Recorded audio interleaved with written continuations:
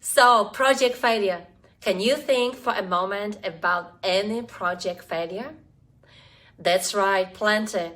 On average, 2 in 3 projects fail.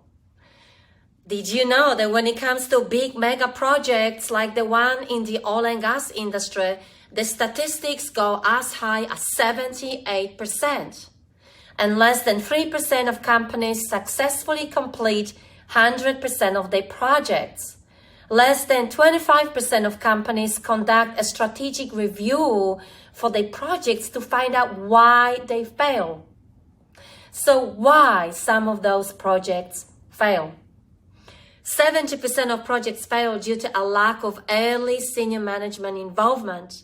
Senior managers, being the key stakeholders often responsible for moving the projects forward, are not getting involved early enough. 30% of projects fail due to undefined or poorly defined objectives. 35% of projects fail due to changes in those objectives or in scope. And 57% of projects fail due to a breakdown in communication or just poor communication between the project team and key stakeholders, or even between different stakeholders.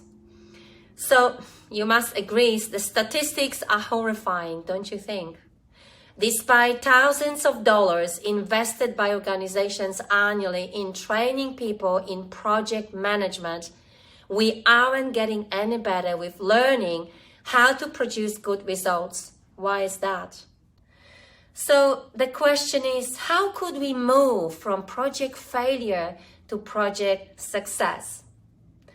Well, we need to move from focusing on project management to focusing on management of projects, which means we need to stop chasing all our opportunities and move to management of projects, which is about choosing the right type of opportunities for your organization and making sure that you allocate the right resources to the right projects at the right time.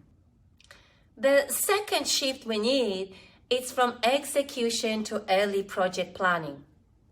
Look, we need to stop rushing those projects, moving them to execute phase before we even understand what we're trying to achieve.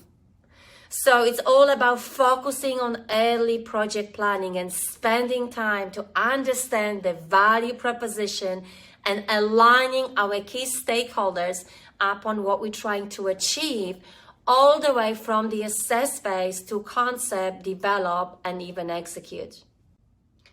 So what happens when you want to execute an opportunity while in fact your opportunity should be in assess or concept phase?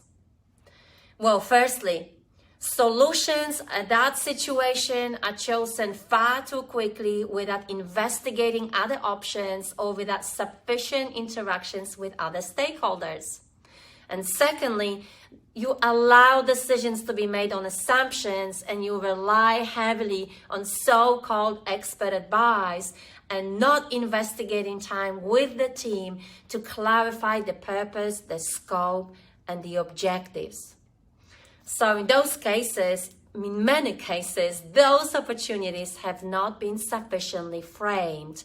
And in the oil and gas, we have a name for this, which is called the premature convergence.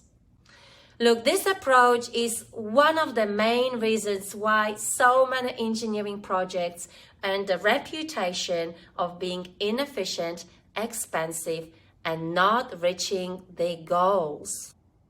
Opportunities start after a sloppy and rushed front-end loading with lots of loopholes that pop up later as surprises. And the management teams fail to pay enough attention to a key aspect, that is the people. So the third shift which we need is to focus on team effectiveness first before solving the technical issues.